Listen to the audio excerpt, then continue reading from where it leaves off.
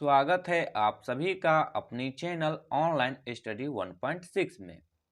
इस वीडियो में बार वाली संख्या को p/q के रूप में लिखना सीखेंगे। तो चलिए शुरू करते हैं। तो देखिए प्रश्न है 0.47 7 के ऊपर लगा हुआ है बार को p/q के रूप में लिखिए। तो पहले संख्या को समझते हैं। देखिए यहाँ पे संख्या है 0.47 7 के ऊपर लगा हुआ है बार।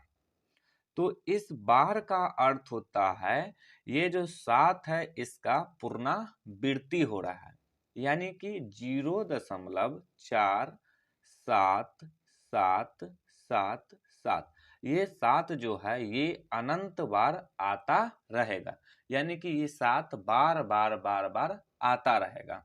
हमें इसी को p/q के रूप में लिखना है। तो इसके लिए क्या करते हैं, जो संख्या दिया रहता है उस संख्या को सबसे पहले मानते हैं। तो हम यहाँ पे क्या करेंगे, सबसे पहले लिखेंगे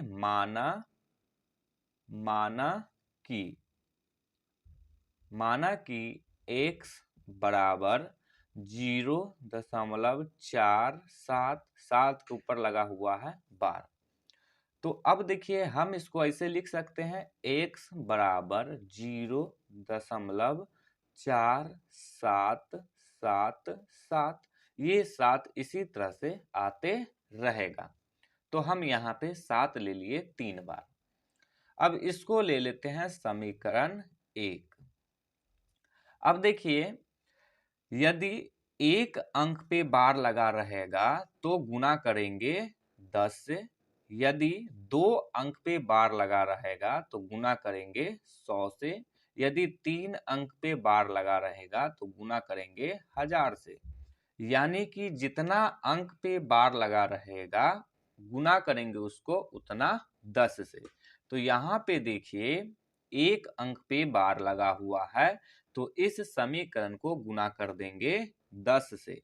तो इसके लिए हम यहाँ पे लिखेंगे समीकरण 1 को 10 से गुना करने पर लिख दिए। अब समीकरण 1 को 10 से गुना करेंगे तो पूरे समीकरण 1 को 10 से गुना करेंगे। तो x को 10 से गुना करेंगे तो हो जाएगा 10x बराबर है तो बराबर। अब देखिए 0.47 को गुना करेंगे 10 से तो ये हो जाएगा 0 0 0। अब ये हो जाएगा 7 4 0 7 4। देखिए 2 अंक के बाद दशमलव है तो 2 अंक के बाद दशमलव देंगे तो ये हो जाएगा 4.7। तो यहाँ पे ये समझाने का अर्थ यह था कि यदि हम 10 से गुना करते हैं तो ये दशमलव जो है ये दशमलव घसकता है दाईं तरफ एक अंक। यदि यहीं पे 100 से गुना करते तो ये दशमलव घसक जाता 2 अंक दाईं तरफ, यानी कि ये यहाँ पे आ जाता। तो हम गुना कर रहे हैं 10 से तो ये दशमलव घसक करके यहाँ पे आ जाएगा। तो ये हो जाएगा 4.77। ये 7 जो है ये बार बार आते रहेगा। तो हम यहाँ पे 7 को लिख लिए 4 बार। अब इसको ले लेंगे समीकरण 2। तो समीकरण 1 और समीकरण 2 जब बन जाएगा तो क्या करेंगे कि समीकरण 2 में से समीकरण 1 को घटा देंगे। तो इसके लिए लिखेंगे यहाँ पे समीकरण 2 माइनस 1 से। अब समीकरण 2 में से समीकरण 1 को घटाएंगे तो चलिए समीकरण को लिख देते हैं। तो समीकरण 2 है 10x बराबर 4.7777। ये 7 इसी तरह से आते जा रहा है।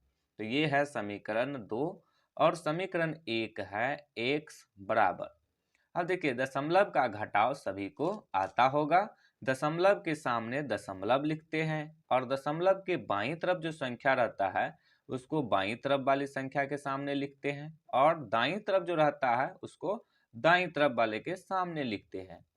तो दाईं तरफ है 4 7 7 7, ये सभी के सामने सामने लिख दिए। ये 7 जो है ये इसी तरह से आते जा रहा है। ये है समीकरण 1। अब समीकरण 2 में से समीकरण 1 को घटाएंगे। देखिए 10x में से 1x को घटाएंगे तो आ जाएगा 9x, बराबर है तो बराबर। अब 7 में से 7 को घटाएंगे तो 0 आ जाएगा।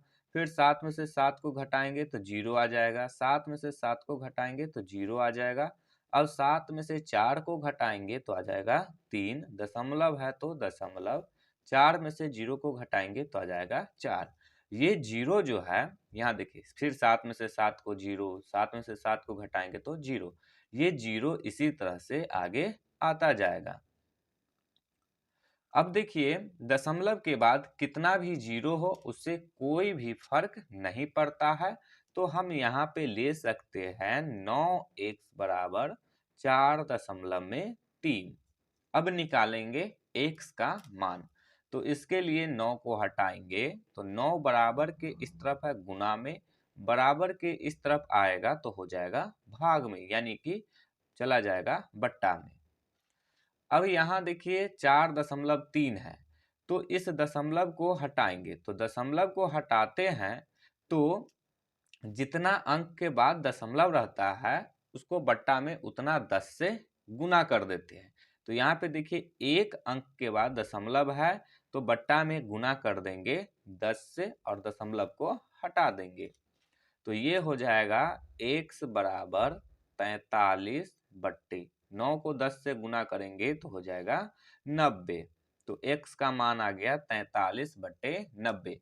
यानी कि यदि हम 0.47, 7 के ऊपर बार लगा हुआ है, इसको यदि p बट्टे q के रूप में लिखे तो ये हो जाएगा 43 बट्टे 90।